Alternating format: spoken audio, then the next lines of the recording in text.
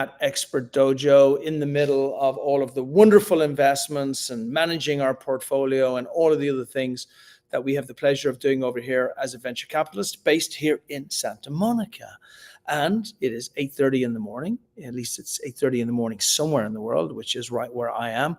And everybody who's listening, whether you're an investor, whether you're a startup, you are here for three reasons, right? The first reason is because you know that we are one of the most prolific investors in the world. And with 300 plus startup investments, there's kind of not much that I and the team here haven't seen. And so I am here on this day to answer any questions that you have. They can be anything. You don't need to follow a format. You just need to put the questions in chat. And if you have it in chat, whatever it is, if it's about your company and I can make it more general so that it's relevant for other folks as well, fantastic. If it's a general question, exactly the same, equally fantastic, but use this time. If you don't use this time to ask questions and to get more information that you need, then you might as well not be here. Just watch a YouTube video afterwards and you'll get the same information from me or someone else. Number two, there will be things that have happened in the past week with our cohort, with our portfolio, with investments that we have made that will be highly valuable because you are not hearing things that happened 5 years ago. You are hearing things that happened in the last week. So in the first 5 minutes or so, I'm going to give you everything that's happened so you get some information. And number three, most of the time, I would bring in a very brilliant guest. And our guest today is one of the top people in product market fit. And product market fit is kind of it. Like that's where it's at. If you have something that transforms your consumers, that your consumers absolutely adore, then you are going to make coin unless you're not that smart, right? But if you are, you're going to make an awful lot of money. And so product fit is where it all begins. Brand gets layered on top of that. Your outbound to get to the right customer gets layered on top of that. Your ideal customer gets layered on top of that. But product fit is an amazing space. So we're going to bring Yann in about 5 minutes, and we're going to talk to him about what that looks like. Okay. So while I'm getting ready for your questions, let me get you open so you're here. Okay, so while I'm getting ready for your questions, let me fill you in with what's been happening at the dojo last week. Number one, on crypto. Let me kick in with crypto. Crypto's coming back again. It's been 5 very difficult months, which for me have been fantastic because all of the garbage that was happening before then, whether it's Bitcoin or some other stupid meme coin that people were hijacking the entire crypto and decentralized conversation with, all of that stuff has gone to shit. And I am absolutely delighted. I didn't even bother going to Dubai or Token 2049 or anything else that was happening in crypto because I was so disgusted in how things had gone. And I was equally disgusted in what our president did at the beginning of this year with stealing $500 million from the American people. But now we are in a much better place. Now we're in a great place whereby really good projects are going to come back again. I think tokenization is going to become one of the most important forms of financing. And I'm advising everybody the same thing that I advised to one of our companies that are based in Africa this morning. And that company are creating better credit for individuals and for large organizations, where I said, look, you should use the blockchain for that. And you should tokenize it so people can help you build people's credit. If there is an application for tokenization, fractionalization, or anything tracking, tracing that the blockchain can help with, then you should look at blockchain, you should look at crypto. This is not going to go away. The crap is going to disappear and it's going to get better. Number two, this is a great time for mergers and acquisitions. When things are really weird, I don't want to say bad because I don't think this is a bad time for startups. I think this is a bad time for large organizations who manage their cash flow in a very efficient and effective way. I think this is a terrible time for them because there's no visibility for the future. But if you're an early stage startup, you should be loving this time because this is where chaos rules, right?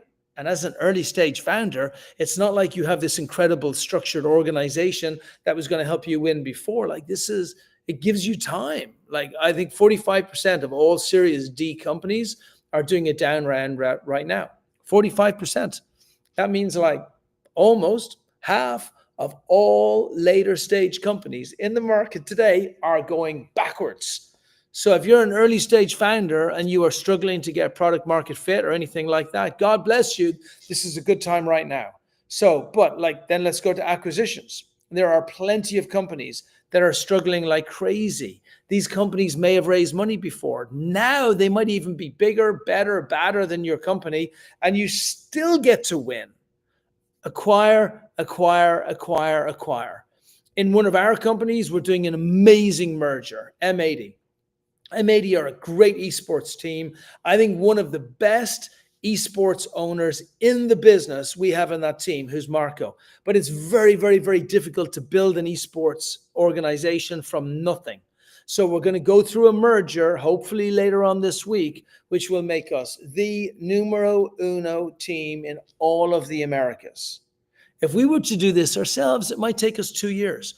Time is not your friend, startups. Remember that. The only enemy you ever have is time.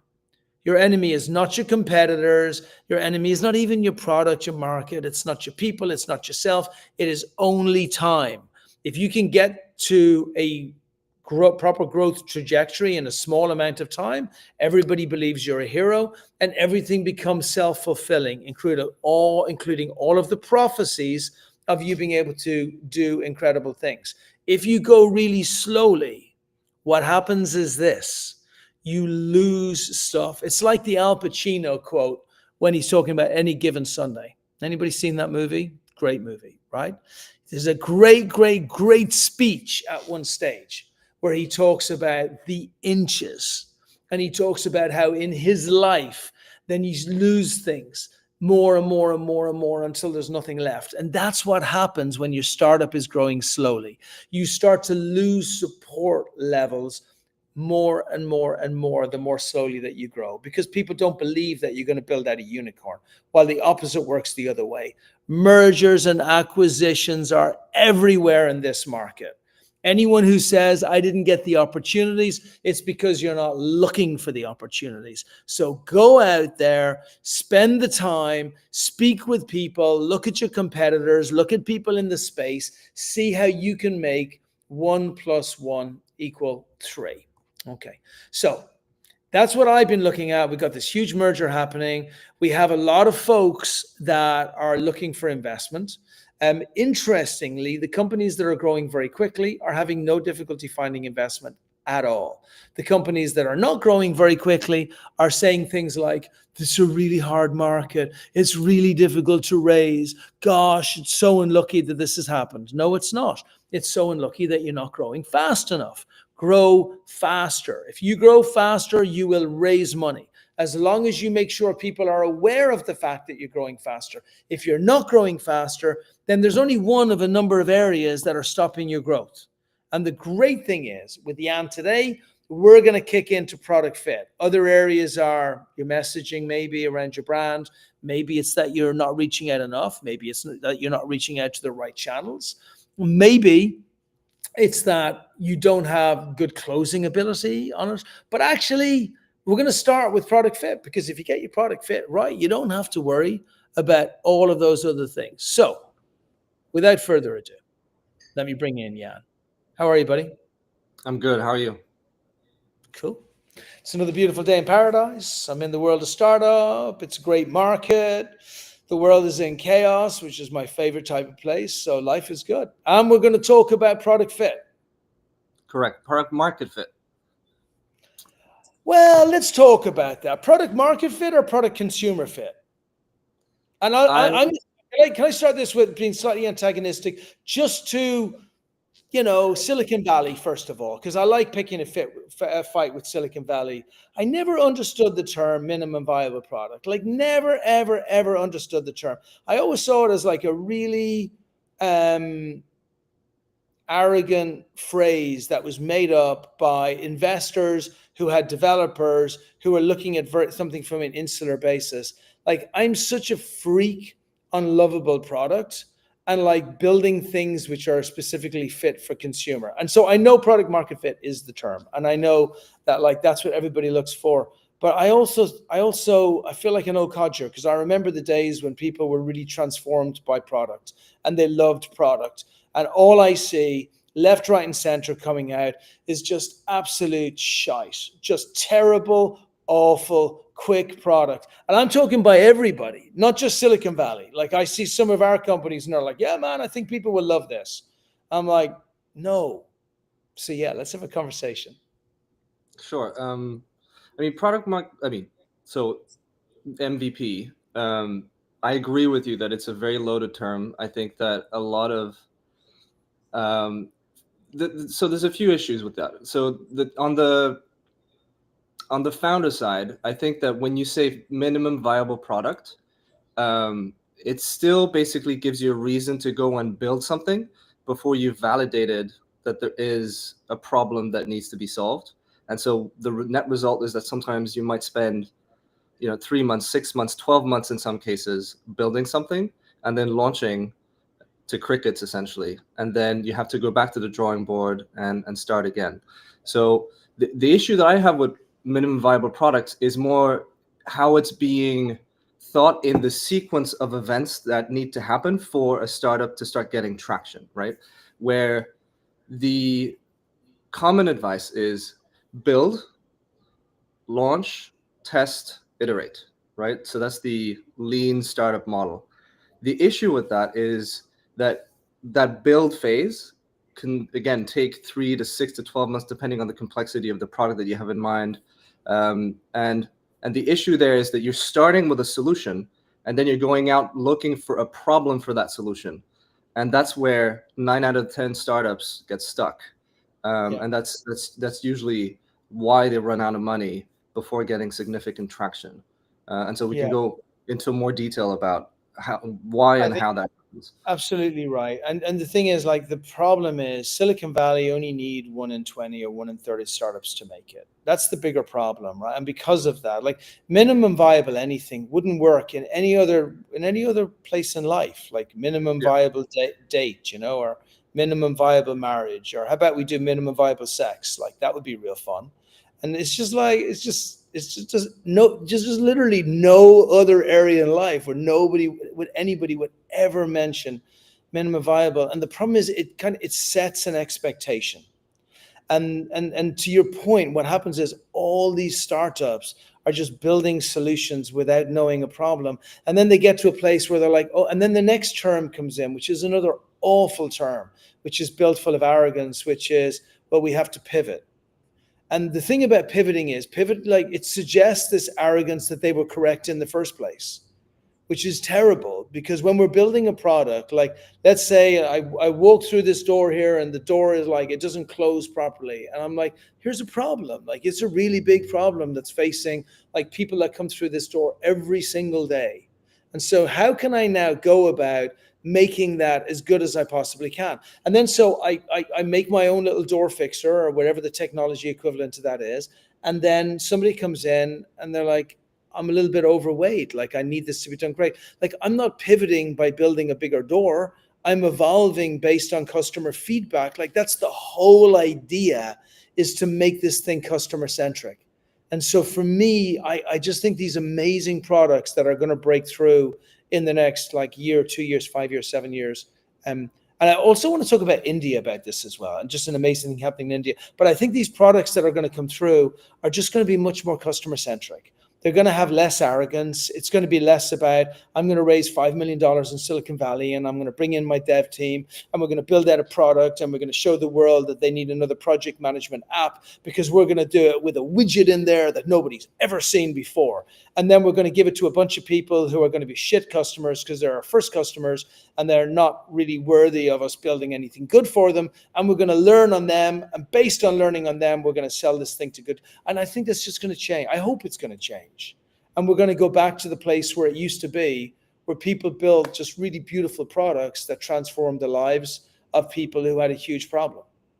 Yeah. And AI is really, it's basically bringing the cost of building down to almost zero, right? Like, now you can ship and iterate on a product, almost overnight in some cases. But what it means is that what is left, the true strategic differentiator, your moat, if you will, is your ability to uncover customer insights, right? How well do you know your customers? And I don't mean the archetype or the persona that you put down on some note doc, right? It's how deeply, how genuinely do you understand them, and how much do you care about solving their problems?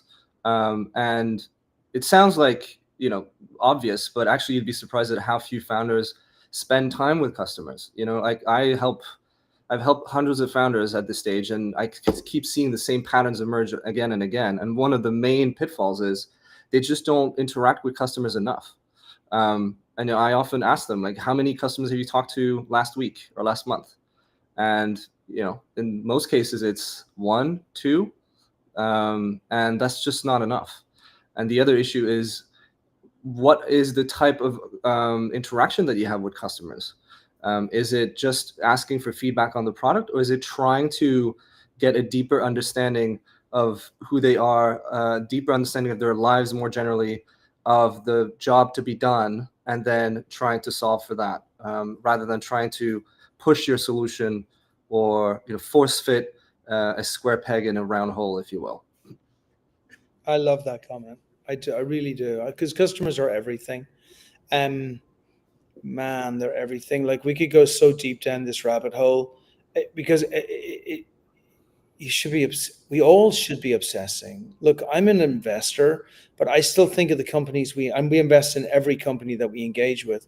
But I still think of the customers that we invest in. Sorry, the companies we invest in as customers, like all of them. And I still spend, like today, it's 8:30 in the morning. I've already had 4 phone calls with customers who are our existing investees. And each one of them is about understanding the challenges they're facing right now, and also understanding how we are engaging with those understandings. And as we change, look, our program, even at Expert Dojo, like, we started off as an accelerator on growth.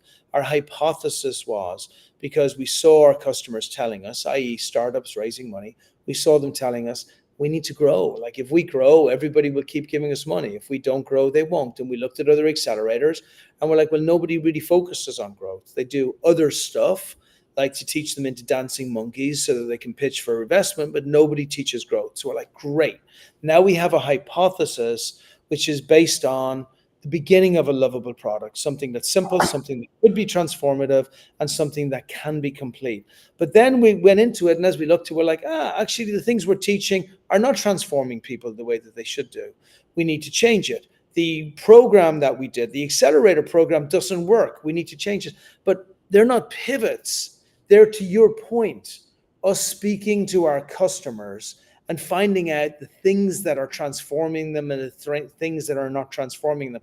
And I think it's so easy for what you say, for people to be saying, are you happy? You're happy. Awesome. Thank you so much. Okay, great. I've spoken to my 5 customers. 4 are happy. 1 is unhappy. We need to just keep focusing where we are right now. And I think what you're saying is, man, go so deep with people, like you're talking to your sister or your brother or your wife or your kids. Like, so can you maybe take us down that rabbit hole a little bit? Because I think if people understand this central core of this piece, they understand product fit. Like, they got it, because this is not a scientific experiment. This is a human engagement. And so I would love if you can do that. And then there's a question there from Katarina, which is about the most surprising misconception you see founders having about product market fit when they first come to you. The most surprising misconception, I think the most surprising misconception, I think, and this is going to be a bit of a contrarian view, but I think a lot of people assume that product market fit is a product problem, when really it's a market or even a marketing problem. And by marketing, I don't mean tactical marketing like social media and advertising. I mean strategic marketing, in the sense that you want to get a deep understanding of who your customers are. So that requires you to do research, discovery. That requires you to segment your audience in different, categories of the market. Then it requires you to do positioning and messaging, because in the early days, at least that's what I advise a lot of startups I work with, you don't need to build something to sell. You need to find a specific problem for a very narrow customer audience, and you then need to be able to articulate a value proposition that's going to resonate with that audience.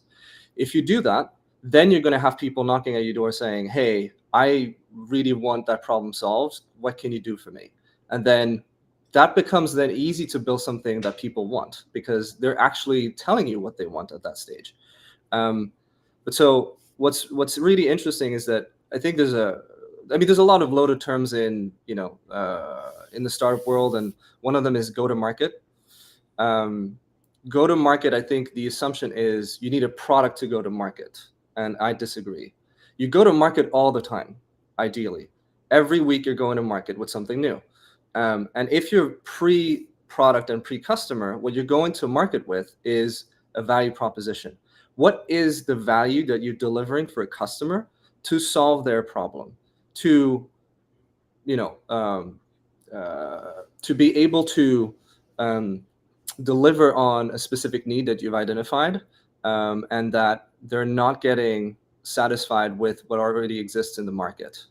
And so that's sort of how I think about go to market, is you're always going to market. And in fact, the way that I built my methodology around finding product market fit is that you do these sprints. It's not just a product sprint. It's not just a go-to-market sprint as you would imagine it, launching the product, testing, and then iterating. You're constantly going to market in these 2 to 4 week sprints, even before you have a product, even before you have customers, because you're trying to learn. Your speed of learning ultimately is what is going to determine how quickly you go to product market fit or you don't. And so, yeah, that's maybe one of the misconceptions that I see a lot. Cool. And then, so going down the rabbit hole of what kind of questions can you ask the customers to get them to tell you the things that will help you do that go to market with the stuff that's going to be most valuable to them? Sure. So, so the way that I structure discovery usually is I like to establish that we're going to have an informal conversation. I try to have conversations that go over 30 minutes. So it's not just a 5-minute interaction. Sometimes you don't have a choice. Sometimes that's all they give you, and you have to be ready for that. But ideally, you want to have more time to sit down. If you can do it in person, even better. But over a Zoom call, that's good. Ideally, you want to have video because you want to be able to see them. You want to see their reactions. You want to see their body language. In terms of the questions, the way that I structure discovery is I start with very broad questions about their role. So it depends, obviously, if you're in B2B, if you're in B2C, that's not going to be the same exact questions you're going to be asking. If you're in B2B, you're going to be interested in getting understanding of people's roles within an organization, broadly speaking. And then you're going to try and go narrower and narrower until you get to essentially asking them about what they struggle with the most, what's keeping them up at night. You're asking open-ended questions, and you're trying not to lead them down a path. And I know that's really difficult because usually you go to a customer discovery call, and either you treat it as a sales call where you're really eager to pitch your idea, but that's the worst thing you can do at that stage. You could potentially leave that for the very end of a call in the last couple of minutes, but this is a discovery call where you're trying to learn. They should be doing 80% of the talking. You should be doing less than 20% of the talking. And in that case, it's just asking questions. And so, yeah, you're asking open-ended questions. You're trying not to lead them down a certain path. You're trying to uncover the truth rather than have them validate what you want to be true. Because that's what I see a lot of founders fall into, which is they have started building a solution, and now they're searching for problems for that solution. And they're trying to boil the ocean to find customers who are willing to buy that thing that they built, rather than going and seeing what is true, what is truly problematic, painful, urgent, costly to a potential customer, and then or reverse engineering what you need to build to solve that specific problem. And it's not to say that you cannot build a successful company when you build first and then try to sell, but it's just incredibly harder. It's just way more inefficient to do it that way. And so, yeah, so going back to discovery, start broad and then go more and more specific. Be really careful about what they say. Like oftentimes people will give you nuggets of information, but they don't even themselves realize that they're giving you really valuable information. And that's where you have to dig down, go off script. Obviously you'll have like a few questions prepped, but you go off script and you really go deep down and you ask why. Why did you do that? Or what was the last time you did something like this? When was the last time you paid for a solution? What did you think about it?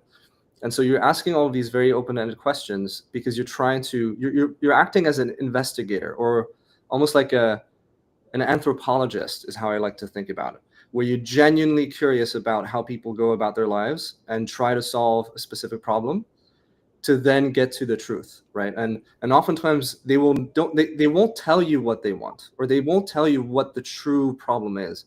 It is your job to infer that from asking good questions and then analyzing answers and going deeper.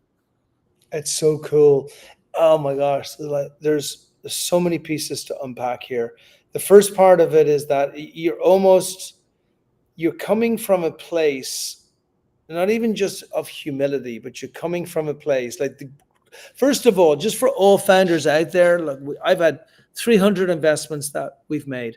There are 0 investments where the product at the beginning has ended up being the product at the end and ended up looking like it's going to be a unicorn. 0, right? So this whole validate stuff, this is again another Silicon Valley myth. You're not validating your product, right? You're coming at it from the place of a drug addict asking someone who was a drug addict but hasn't taken drugs for like 30 years how they did it. They don't know the answer, right? But the deeper that you go in with the questioning, the more that you will see patterns of what that person did to successfully navigate a path that is incredibly difficult to give you like a 6-step plan that's going to make you do it. Like that's exactly what it is. But you have to start from the place of my product is shit. It's just shit. Like I built it 2 months ago. Like what the hell? Like I think I have a good product, or a year ago or 2 years ago. Come on. Like we can't have a good product. It's impossible, right? So it's shit. It's not even like it's good and I want it to be better. It is 3% on the product fit, customer fit scale, right? I desperately want it to be 4%. Even you telling me and reinforcing it's terrible brings me to 4%, because you're telling me things in there. But because I know that you are an ex-addict and now you've managed to successfully not take drugs for 30 years, there are patterns that you have. So I have to ask you about your experience. Like that's what I love about what you're saying here. You're like, man, don't come from this from a place of arrogance. Come to it from a place of wanting to understand how you can be better, and knowing that this person is not going to be able to tell you because the real product hasn't been built yet. They can only share points of pain and points of pleasure. And going through those, you can get to a place of really, I don't know, like a eureka, an aha moment where you're like, oh my God, this is what it's supposed to be. Yeah. Am I on the right track? Absolutely. And that aha moment you described, that's called an insight. It's a customer insight, right? It's a new understanding of a behavior or a pattern of behavior that customers have that they often are not able to fully articulate themselves. And when you come to that realization, you have essentially startup gold, because that is what makes the difference. If everybody could uncover insights easily, everybody could build products and build billion-dollar companies. So everything really hinges on your ability to uncover insights. And so what I like to tell founders is, or usually when they present a product idea to me early on, I'm like, what's the insight? And oftentimes there isn't a solid response there. And the insight is usually, it's the hook of your pitch deck, right? It's like, what is that compelling piece of data or that compelling pattern of behavior or struggle that you've identified that you understand better than anybody else, for which you're able to deliver a solution better than anybody else, right? And so I'd also like to just kind of bounce on something that you said earlier, and you used the word hypothesis, and that's a really important word, and I think it'll speak to a lot of the more technical or scientifically minded founders that might be watching today. The way that I try to present the work of finding product market fit is you basically have to apply the scientific method. So you're establishing hypotheses at the beginning. You don't know anything for sure. You don't know that you're solving the right problem. You don't know that you're serving the right customer. You don't know that the value you're going to deliver is resonating with customers. You don't know that you're in a market that is growing and strong, where the timing is right. And you don't know that the solution approach, the thing that you have in mind, the thing you want to build, is the right solution for the problem that you have identified. So essentially, those are your 5 core hypotheses that you want to establish. And then your job is to go out there and try to invalidate your own hypotheses, right? You're trying to prove yourself wrong, actually. And it's in talking with customers that you will get to do that work.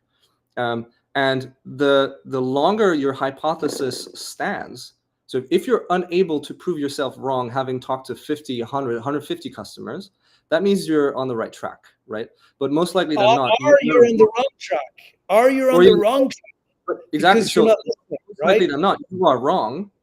And so you have to go back and adjust the hypothesis with the new data, right? And you're doing this continuously until you get to a place where you're less and less wrong. And then that's when you start seeing magic happen. And so there's this kind of notion that product market fit is this mystical, amorphous, thing that you have it or you don't, or you'll know when you have it because you'll feel it, things like that. And I just disagree with these notions, because one, they're really not helpful, because you can't really build anything just based on a feeling that you're not even able to describe because you've never felt it before. You're not able to build anything that you're not able to measure or to properly define, right? And so that's also part of the problem. Nobody really is able to define product market fit, and we can talk more about that if you want. But it's just this very kind of cryptic, monolithic thing. And the best way to look at it actually is to break it down, to apply first principles thinking into what is product market fit, what needs to be true for a company, any company, to succeed. Well, you need to solve a very specific and painful and costly problem for a very specific customer. You need to be able to articulate that value for that customer very clearly, so that they instantly recognize themselves and they're able to respond to it. Then you need to position yourself in the market in a way that's truly unique and differentiated. And you need to deliver, obviously, on the promise. So the product itself needs to be, delivering on the value that you promised.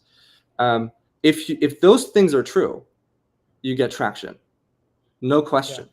But the question obviously is, or the challenge is, to be able to validate those 5 points. And I think it comes down to methodology, to being rigorous about how you're going to market and learning, interacting with your customers, really uncovering insights in the data, and then letting those insights inform what you should be doing, and then having the focus to act on those insights as quickly as possible. That's essentially the key. Super points. And really, everything you're saying to me kind of distills down to one word, which is awareness. I think what you're saying is the best product fit, best product match, best product customer people are people who are the most aware. They're literally the most attuned on what's happening within their environment.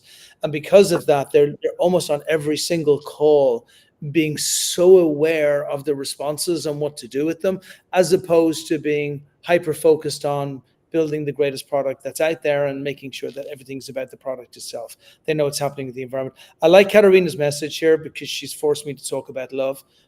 and that's always funny when an Irish guy talks about love, but it's like, how much love is too much love, Katerina? I'm just saying, like, how much love is too much love? What do you feel about that?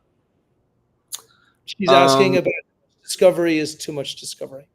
yeah, how much discovery is enough discovery? I don't think there's ever too much discovery. I think you're always discovering, even when you're at later stages of growth, right? Now you have strong product market fit on your initial product, and now you're entering a new market, you're expanding to a new geography, or you're adding a new product or a new feature, or you're expanding to a different customer segment, whatever it is, right?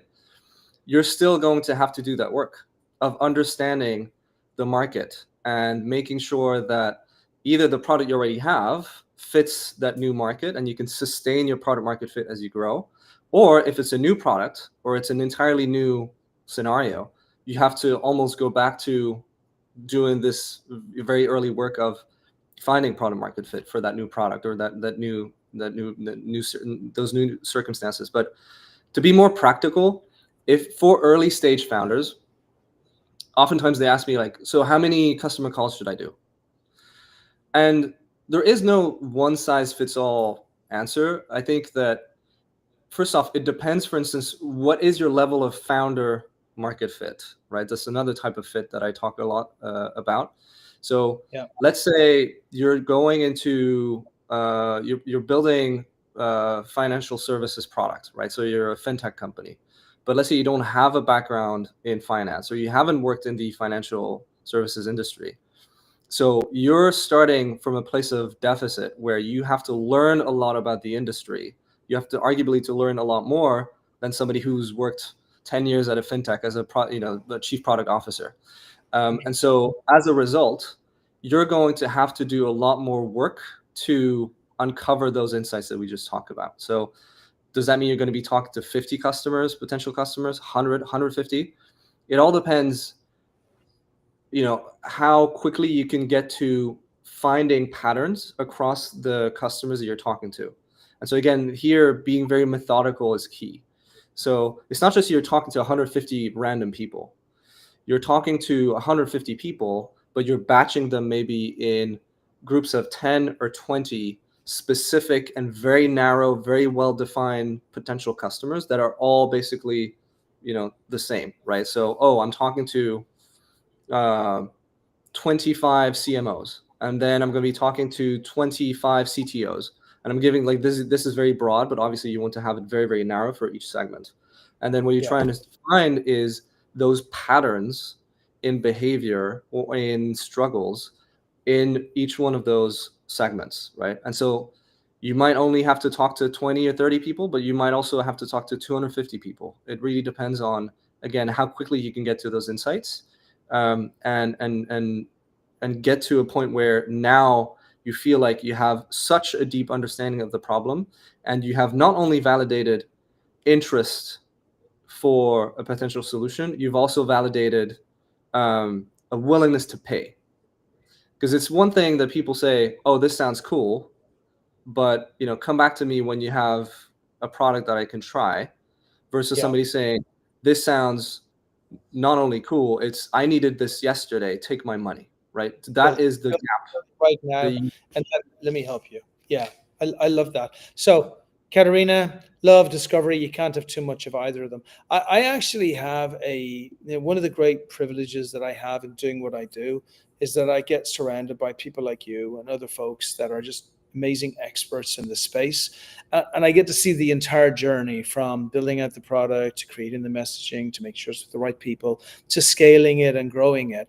And there's a guy who we had in our early cohorts, a fellow called John McDonald, and he's great at the whole, he sees everything from a horizon 1, 2, and 3 perspective. And so his horizon 1 is really his fumbling process, where at the very beginning, he's desperately trying to find the product. Like, that's just the whole idea of horizon 1. Horizon 2 maybe gets to the growth loop and the systems and everything else. And then horizon 3 gets to like this amazing thing that we could never have even imagined without that customer feedback. And just so everybody's aware out there, Horizon 3 is what investors invest in. A fellow called Vinod Khosla talks about Horizon 3 all the time. But that's the thing that they're investing into. Like what Jan's going through here is you can't build a venture backable startup until you go through the process of deep awareness, engaging with your customers to find out what the Horizon 3 looks like. You're not trying to get them to tell you what the Horizon 1 looks like. You're already a fuck up in Horizon 1. Accept it, embrace it, like that's your life. You're building for Horizon 3. Trillion-dollar companies and billion-dollar companies, they don't come for free. They don't come just because you build something really nice that people need. They come because you transform the world. And the only way that you can do that is by using Horizon 1 to get you there.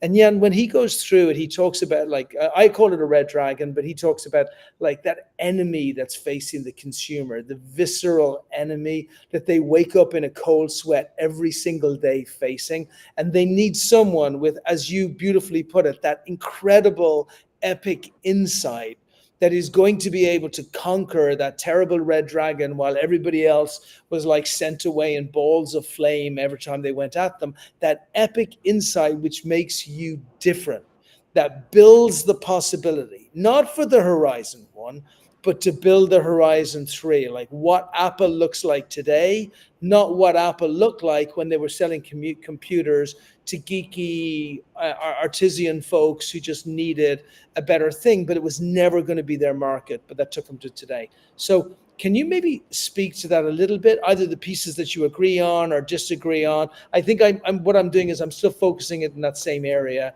of the customer will tell you everything. We just need to know how to ask them. Yeah. So I like that, the 3 horizon metaphor. I like to think about it in stages also. I think product market fit is seen as this, oftentimes as this, you have it or you don't, like almost like in a 0 to 1 event. And it's not an event, it's a continuum. You go from very weak or non-existent product market fit to very strong product market fit, right? And you can go up, but you can also come back down that scale. And so the idea is, how can you break that scale into specific stages that you can then identify and optimize for? So the way that I break it down is I break it down in 5 stages, right?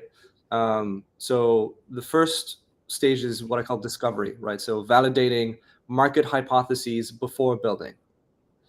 The second stage is what I call validation, right? So it's testing with early adopters that your hypotheses around the value that you were delivering and the problem you're solving are correct. Stage 3 is repeatability. So here you're trying to make success predictable, because it's one thing to have 10 customers, but if they're very disparate customers and you need to provide a lot of custom support in onboarding and things like that, you don't really have a repeatable business. You have a service business, you don't really have a software business. 4 is efficiency. This is something that's often overlooked and not sort of like thought about in the context of product market fit, but this is everything about your unit economics, right? Do you have a sustainable, profitable business at scale? And I think that a lot of founders there, assume that just growth for the sake of growth is good. It is until you run out of money, and then now you're left with, you have to face the music. And then the 5th stage is what I call expansion, and that's usually what people imagine when you were talking about, unicorn type scale up companies that are trying now to extend their advantage in new markets, extending to new products and so on. So product market fit really spans the whole life cycle, or the whole journey of a startup, essentially, from 0, and not just 0 to 1, but even past that. And I think that understanding it in the context of a continuum of something you have to constantly work towards and refine and sustain is useful, because it really forces you again to focus all of your attention on the customer and really trying to figure out how that should inform what you're building, and not the opposite, right? So not trying to force the solution down onto a customer. Yeah, that's beautiful. Maybe I would just just based on the whole Horizon 1, 2, and 3, maybe there's a transformation piece in there as well, because that epic insight that you mentioned beforehand, it's a thing that goes off in your mind, right? Where you realize, oh my God, like this is what people really want. And a lot of the time, it's nothing like what they saw before. And there's so many examples. Like even, I mean, I know Slack is a very extreme example, but they were building something entirely different. Or Brex, like they were building virtual reality, and then they realized that like banking sucked for startups. And even though even though there's like a longer story about Brex, like the more beautiful story is they had this incredible epic insight and then built out, you know, a neobank which survives today and is still worth in the billions of dollars. I think it was one of the fastest growing companies, you know, of our time before OpenAI. So that transformation, that epic insight, can even put you onto an entirely different road than you were on before. Yeah, absolutely. And I think that there's this assumption that to find product market fit, you have to iterate on the product. And I think I described it earlier, but I kind of break it down into 5 testable components of the problem, the customer, the value, the market, and the product. So the product is only 1 out of 5 things that you should constantly try to iterate on. You could have the right solution approach to the right problem, but you're targeting the wrong customer in an organization, right? Maybe that's not the person who has the budget. Maybe that's not the person who's making decisions, so on and so forth. And so being able to troubleshoot which one of my hypotheses is wrong allows you to, you know, find alignment beyond just iterating on the product. That's just one element, but you have 4 others. And in fact, the irony is that everybody spends 99% of their time trying to iterate or improve the product, but actually iterating on the product or improving the product is incredibly easy when you validate the first 4 hypotheses of the problem, the market, the value, and the customer. If you don't validate those, then the work of improving the product is incredibly difficult, and oftentimes that's where companies spend all of their time, waste all of their money, and crash before they're able to get to significant traction. Yeah. And so, yeah, really, and if you really boil it down, right? If you had to remember only one thing from this call, it's what problem are you solving?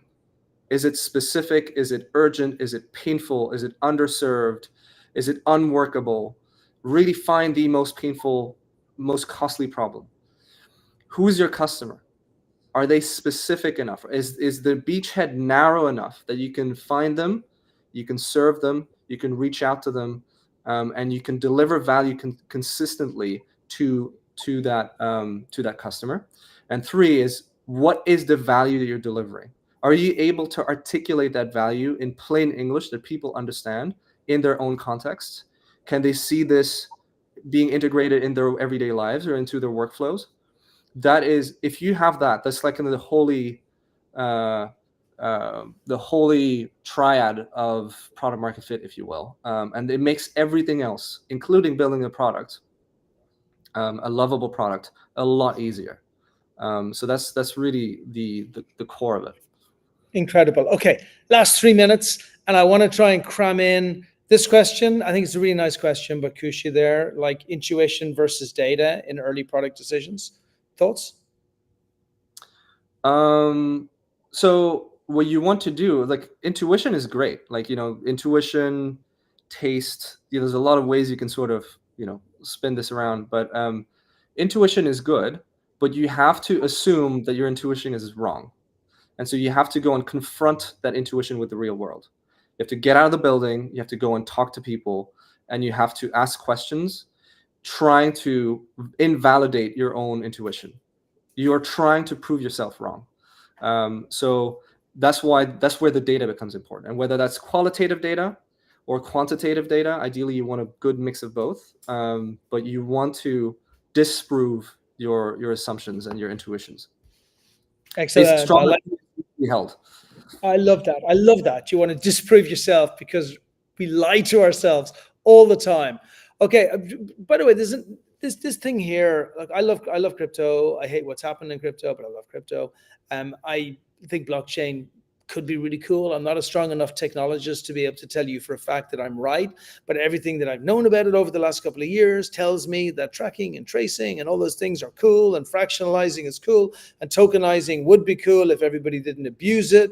And so those things are good. Does that mean it's the best technology and that another technology won't come out in the next couple of years? I kind of think, who cares, right? Because as a founder, what I do care about, to your point, Yann, is the customer. Like, all I care about is the customer. So if blockchain happens to be the best thing for that customer, then it's cool. And if it's not the best thing for that customer, based on our technical people in the team who have the right experience, then it's no bueno. Yeah. Thoughts? I mean, I'm not an expert in crypto, but what I can tell from as an outsider is that crypto has a product market fit problem. Crypto has a brand equity problem. I think that beyond speculation, as far as I understand it, there aren't a lot of technologies out there that have become truly mainstream because they solve a very specific problem for specific people, right? And in a way that people can actually wrap their hands around. I truly believe in the potential of the underlying technology of the blockchain technology, but I think that it's still in that very early messy phase of there's a technology that's really inspiring, but it's looking for problems, right? Instead of doing the reverse, basically finding problems that are not being solved properly by what currently exists in the market, that is not being well served by current technology or by public service or whatever it is, and then using blockchain to go and solve specific problems that people need solved. Man, it's so beautifully said. Like, I say it like a little bit more Irish. It's been kidnapped by a bunch of douchebags who are just trying to make as much money as they can off the back of very gullible people who are happily giving them that money, believing that they're in control, which is really sad, because like, innovation is a beautiful thing that we should be looking to break through. But I also think, to your point, it's kind of like gaming with FaZe Clan. I don't know if you remember FaZe Clan in gaming, but when FaZe Clan were one of the first big celebrity teams or organizations that came out in gaming or esports, and they were celebrated as being the greatest in the world, and their valuation went to $1 billion, and then it came down so fast because there was nothing underlying to them at the time, but they were the beginning. Now we look at esports organizations, there's incredible teams breaking through, and 5-10 years in the future, we'll have the Lakers of esports, we'll have the Dodgers, we'll have all the Jets, all of the top esports teams will command huge audiences, and they'll work it out. So folks are working it out right now. And I will finish this, and Yann, please help people. You obviously have a great expertise in this. I knew it before, but everybody here can see it now. This is the most important battlefield for early stage startups to be able to build great companies. I always say, as an investor, look, my job is real simple. I'm just trying to find founders that can grow at 200% growth on average over like 4, 5, 6, 7 years. If you're doing that, you're going to hit a unicorn status, but it's never straight line like this. And so to work it out, you need all the tools you can get. This tool is the most important, because without this, you have nothing. You can only fake it for a little while. Everything else flows after this. So you got to get it right. And so a lot of the comments that Yann has come out with here are so frigging important. For me, the most important one, though, is that whole enter into this like you would the first date with a person that you desperately, desperately don't want to lose. Like, that's how you're approaching it, right? You've met this girl, guy, person that has just come into your life, and out of 500 other people who are just mediocre and gray, this one person is the light of your life, but you don't know that you are the light of theirs. And so that awareness area of knowing that you have to do what you got to do. Anyway, Yann, finish this out, please. It was a great conversation, some amazing points. Let people know how to contact you and how to make sure. Let me get this down. Let people know how to contact you so Kishley can put that up there. And I'm just very appreciative of all of the pearls of wisdom that you've shared. Of course, my pleasure. I just actually wanted to close with 5 core principles that I think every founder should walk away from. Should walk away with. And then they can find me on LinkedIn. I write on product market fit and all things startups almost daily. So they can go and find way more specific, very actionable, no fluff, very practical advice there. And they can also schedule a free consultation call where I can sort of look at their product market fit issues and start brainstorming with them. The 5 things that I think every founder should walk away with are: 1, and this is Google's #1 principle, and I used to work at Google for over 10 years, and so this is something that really kind of stuck with me. Focus on the user, and all else will follow. When you deeply understand your customer needs, product decisions become obvious. Be obsessed about uncovering insights. Deep understanding of what your customers really want, need, or struggle with.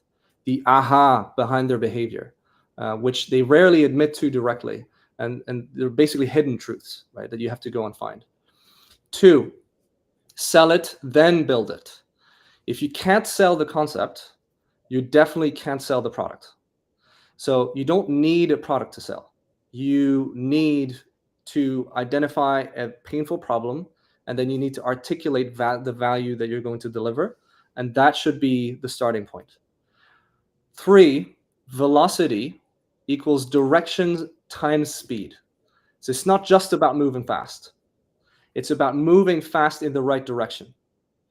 If your direction is wrong, you're going fast, but you're going nowhere fast, right? So spending weeks validating market direction can save months building the wrong thing. 4, strong opinions loosely held. We talked a little bit about that. Have conviction about your hypotheses, but be ready to pivot when evidence contradicts your assumptions. Nothing is sacred, and be willing to kill your darlings. And 5, progress over perfection. It's better to have clear evidence of market demand with an imperfect solution than a beautiful product nobody wants. So if you follow those 5 principles, you'll be set up. That's awesome. Gishle, do we have the LinkedIn channel that we can throw up there? Even better. Here you go. Straight to the point. I like it. Yeah. So folks, just reach out to you. Yann, thank you, my friend. I love the principles, loved everything here. Appreciate all that you do for startups, all of the writing you do, all of the advice that you give, and jumping on sessions like this. Massively valuable. Thank you. My pleasure. Thanks. Thank you for the opportunity. And yeah, feel free to reach out. Happy to jam with